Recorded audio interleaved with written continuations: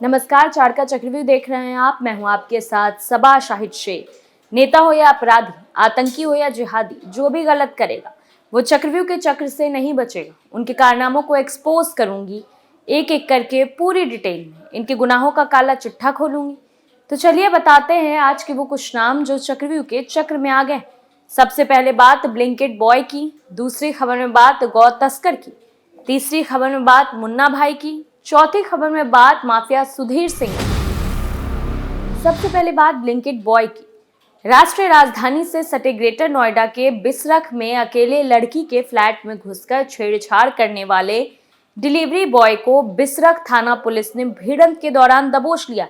ये बदमाश घर में अकेली देखकर लड़की के साथ गंदी हरकत कर रहा था। सूचना मिलने पर पुलिस मौके पर पहुंची और केस दर्ज कर 2 दिन से उसकी तलाशी कर रही थी। इसी बीच पुलिस ने आरोपी की घेराबंदी की, लेकिन ऐन वक्त पर आरोपी ने दरोगा का पिस्टल छीनकर पुलिस पर तान दिया। ऐसे में पुलिस ने उसके पैर में गोली मार दी। ग्रेटर नोएडा पुलिस ने आरोपी को फिलहाल अस्पताल में भर्ती कराया, जहां उसकी हालत खतरे से बाहर बताई गई है। पुलिस के मुताबिक आरोपी की पहचान सुमित शर्मा के रूप में हुई। आरोपी ने 27 अक्टूबर की दोपहर में वारदात को अंजाम दिया था। उस समय आरोपी Supertech eco village housing society में डिलीवरी के लिए गया था। इस समय लड़की घर में अकेली थी। आरोपी ने उसके अकेलेपन का फायदा उठाते हुए दुष्कर्म की कोशिश की थी। हालांकि लड़की ने जब शोर मचाया और भीड़ जमा होने लगी तो आरोपी मौके से फरार हो गया था। पुलिस ने उसी समय आरोपी के खिलाफ संबंधित धाराओं में केस दर्ज कर उसकी तलाश शुरू कर दी थी। पुलिस ने बताया कि आरोपी की लोकेशन बिसरख थाना क्षेत्र में मिली थी। इसके बाद पुलिस ने सर्वर से मिले लोकेशन के आधार पर आरोपी की घेराबंदी की। बिसरख पुलिस के मुताबिक पहले तो आरोपी ने पुलिस को देखकर भागने की कोशिश की, लेकिन जब चारों ओर से खुद को घिरा हुआ देखा तो एक दरोगा का पिस्टल छीन लिया और पुलिस पर तान दिया। ऐसे में कोई और विकल्प न देखकर पुलिस ने उसके पैर में गोली मारकर उसे दबोच लिया। फिलहाल आरोपी को अस्पताल में भर्ती कराया गया है, जहां उसकी हालत खतरे के बाहर है। दूसरी खबर में बात करेंगे गौ तस्कर की। उत्तर प्रदेश सरकार ने गौ तस्करी पर भले ही पाबंदी लगा दी, लेकिन राज्य में अभी गौ तस्करी रुकने का नाम नहीं ले रही। आए दिन पुलिस कहीं ना कहीं पुलिस के गौ तस्कर पकड़े जाने की खबर सामने आ रही। गौ तस्करी का ऐसा ही कुछ मामला गाजीपुर जिले से सामने आया, जहां कासिमाबाद पुलिस ने 8 गौवंशों के साथ 5 तस्करों को गिरफ्तार किया। इनके पास से एक पिकअप गाड़ी के साथ ही एक स्कॉर्पियो भी बरामद हुई। गिरफ्तार आरोपी मऊ, जौनपुर और आजमगढ़ के रहने वाले हैं। कासिमाबाद पुलिस को एक दिन पहले अपने मुखबिर के जरिए जिले में गौ तस्करी की सूचना मिली थी। पुलिस को बताया गया था कि कासिमाबाद गाजीपुर मार्ग पर बोरी पुल के पास गौ तस्कर कई गायों को बिहार होते हुए बंगाल ले जाने वाले। इसी सूचना के आधार पर पुलिस ने छापेमारी की। वहीं घटनास्थल से पुलिस ने एक पिकअप में लदे हुए कुल 8 गौवंशों को कब्जे में लिया। साथ ही एक स्कॉर्पियो गाड़ी भी तस्करों के पास से बरामद हुई। इस स्कॉर्पियो से गौ तस्कर आगे आगे चलते थे, पीछे से गौवंश से भरी पिकअप चलती थी। इस तरह वो अपनी तस्करी को अंजाम दिया करते थे। घटनास्थल से पुलिस ने लालू यादव, हाशिम नट, मुफीद, ब्रिज मोहन यादव उर्फ मोनू और राजेश कुमार नाम के गौ तस्कर को गिरफ्तार किया। इनके पास से 8 गाय के साथ ही एक पिकअप और एक स्कॉर्पियो भी बरामद हुई।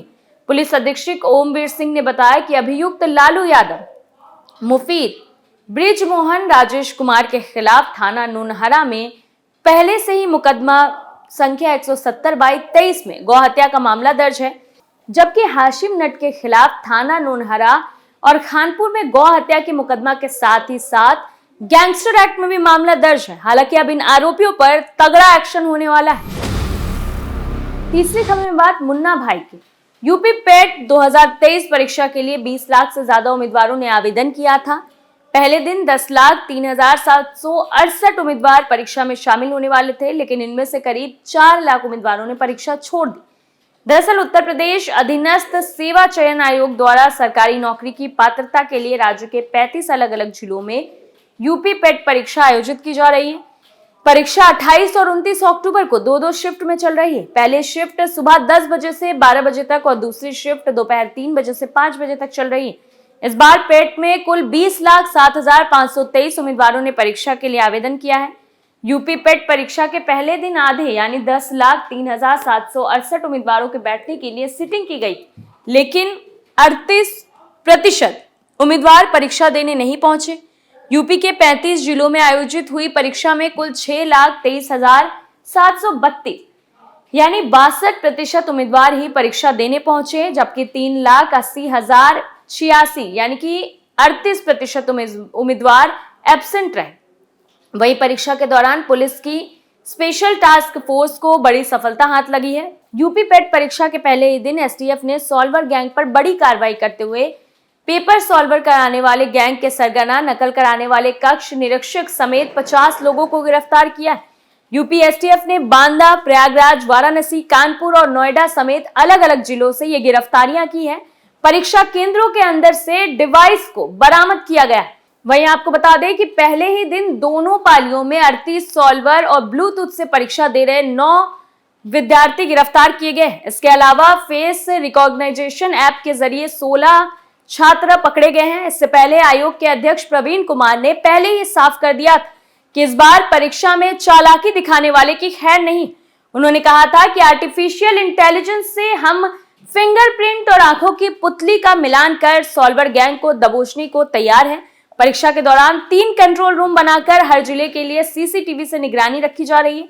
प्रदेश भर में लगभग 24,000 सीसीटीवी और परीक्षा कराने के लिए 80,000 से अधिक कर्मचारियों को लगाया गया है। अभी 29 अक्टूबर को एग्जाम के लिए पुलिस और आयोग परीक्षा के दौरान पूरी सख्ती के साथ परीक्षा आयोजित कराई जा रही है। चौथी खबर में बात माफिया सुधीर सिंह की। उत्तर प्रदेश के 61 और गोरखपुर के टॉप 10 माफिया में एक नाम शुमार है और वो नाम है पिपरौली के पूर्व ब्लॉक प्रमुख सुधीर सिंह का, जिसके खिलाफ कड़ी कार्रवाई की गई है। दरअसल सहजनवा तहसील प्रशासन और गीडा थाने की पुलिस ने के द्वारा इस जाने माने माफिया की 200 करोड़ की जमीन को जब्त किया गया। महाराजगंज जेल में बंद किए गए माफिया की बागा गाड़ा के साथ ही कालसेन में मौजूद 100 करोड़ जमीन भी बीते 22 अक्टूबर को जब्त किया गया। गीडा कालेसर के रहने वाले माफिया सुधीर सिंह की उन संपत्तियों की पुलिस के द्वारा पहचान की गई है जो कि उसने अपराध के माध्यम से अर्जित की। ये 400 करोड़ की संपत्ति शाहपुर और कैंट थाना में गैंगस्टर एक्ट के तहत दर्ज केस में गीडा थाना पुलिस ने संपत्ति को जब्त करने की रिपोर्ट जिला अधिकारी कृष्ण करुणेश के सामने पेश की थी। अब जैसे ही इस सिलसिले में अनुमति मिली, एसपी नॉर्थ मनोज अवस्थी एक्विलो हो गए। वो माफिया की कालेसर और बागा गाड़ा की भूमि पर पहुंचे। यहां पर उन्होंने पहले मुनादी कराई और फिर जब्तीकरण की कार्रवाई को पूरा किया। इस दौरान उनके साथ तहसीलदार सहजनवा राकेश कुमार कनौजिया और सीओ कैंपियरगंज रत्नेश्वर सिंह और गीडा थाना प्रभारी रतन पांडे मौजूद रहे। साल 2022 के विधानसभा चुनाव में सुधीर सिंह ने सहजनवा सीट से बसपा के टिकट पर चुनाव लड़ा था। उसके खिलाफ गोरखपुर, महाराजगंज और लखनऊ जिले के अलग अलग थानों में कई आपराधिक केस दर्ज किए गए, जैसे हत्या की कोशिश, लूट, आर्म्स एक्ट, गैंगस्टर, गुंडा एक्ट के 40 केस उसके ऊपर दर्ज। उत्तर प्रदेश के 61 माफिया की लिस्ट में शामिल जोन के 7 बदमाश पुलिस के निशाने पर हैं और प्रशासन भी उनको पकड़ने की फिराक में। सुधीर के अलावा इस लिस्ट में माफिया विनोद उपाध्याय, राकेश यादव के साथ ही पूर्व विधायक राजन तिवारी और देवरिया के पूर्व एमएलसी रामू द्विवेदी जैसे और भी लोग शामिल। वहीं बलरामपुर के रिजवान जहीर के साथ ही बहराइच जिले के देवेंद्र प्रताप सिंह उर्फ गब्बर भी इस लिस्ट में रखे गए। फिलहाल के लिए 4 का चक्रव्यूह में इतना ही। बाकी तमाम बड़ी खबरों के लिए देखते रहिए कैपिटल टीवी उत्तर प्रदेश। नमस्कार।